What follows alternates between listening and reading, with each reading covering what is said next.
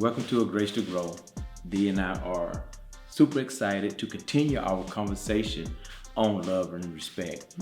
We introduced a book that Dee and I are reading and have read in the past from Dr. Emerson Eggerichs. And I think we would like about it the different case studies in the book, the different scenarios that we was able to relate to, and then it had some meat in it, some substance in it that caused us to be like, man, okay, they said something exactly that we experienced, and then they kind of showed us what's on the other side if we just tried to apply something different.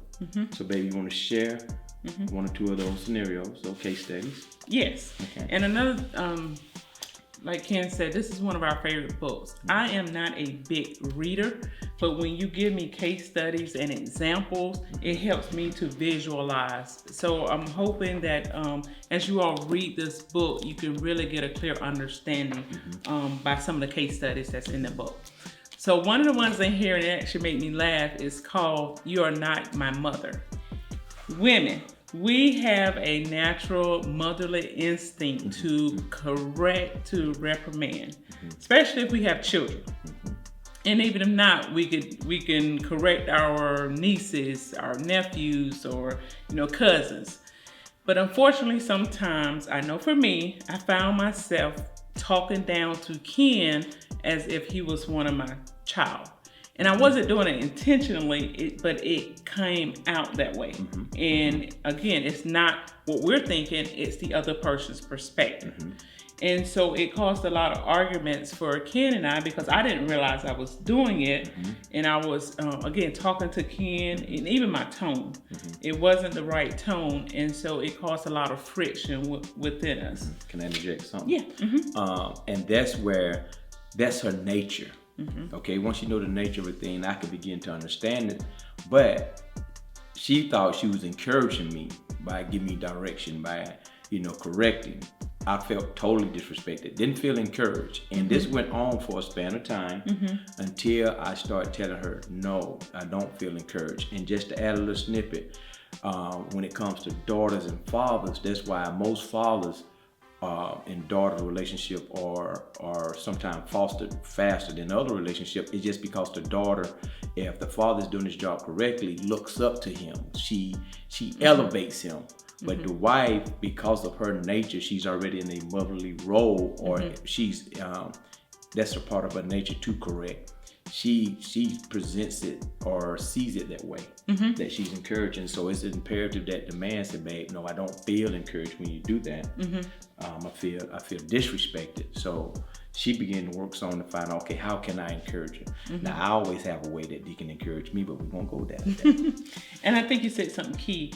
If I don't realize that I'm talking to you that way, it's your responsibility to communicate it back to me and say, hey, Dee, I don't like when you talk to me that way. And we can't get offended. Again, and we're gonna say this over and over, it's to help the relationship grow. So we gotta take what the other person is saying and say, okay, I'm sorry if I talked to you that way or I came across that way.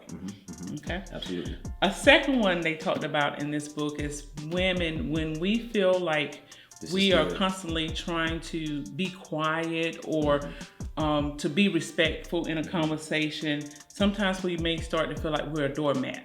Like we just need to take what you're saying and just be quiet, and that's not the case at all. So we have to do the opposite. We have to be able to communicate and say, hey babe, you said that I don't mean to be disrespectful, but this is how I feel, or no, this is wrong.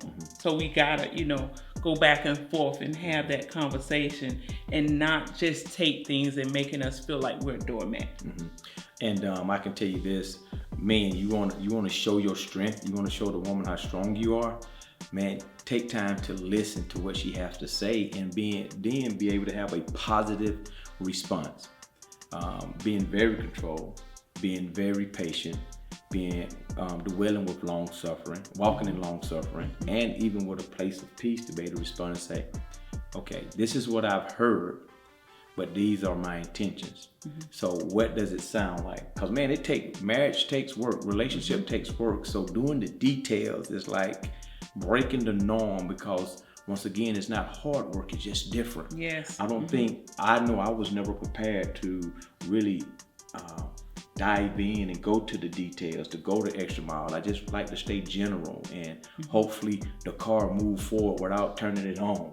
But man, you have to turn it on. You got to put some oil in it. You got to put some gas in it. You got to check the spark plug. So those are the detailed things of it to maintain or to work at a healthy relationship. So continue with marriage, the doormat. I just wanted to share this part. The doormat. In a relationship, there is always going to be one that's going to be the most forgiving. And just as a born-again Christian, period, at some point when you tried to walk on the word, you felt like, man, I'm a doormat. And I say this, when you're dying to self, it took Jesus 33 years to die, to go to the cross. So there's a right way of dying. You cannot, that's why we say, please pray. So let the Holy Spirit lead you to it, because sometimes I can die in an area that D cares less about. And then if I don't know what she wants and I'm giving her what I think she needs, we're not communicating. So when it comes to the things that irk her the most, and one thing is my driving, and I'm trying. The best I can say is for me to die to that, is just don't drive and let her drive. Oh, that's not gonna happen. But in any case, the woman feel more like a doormat, because the male disposition is strong. It is domineering, and if she feel like she's not being heard, and for her to turn around and respect, it puts her in the doormat mindset. But no matter what, we still have to walk out the word as individuals.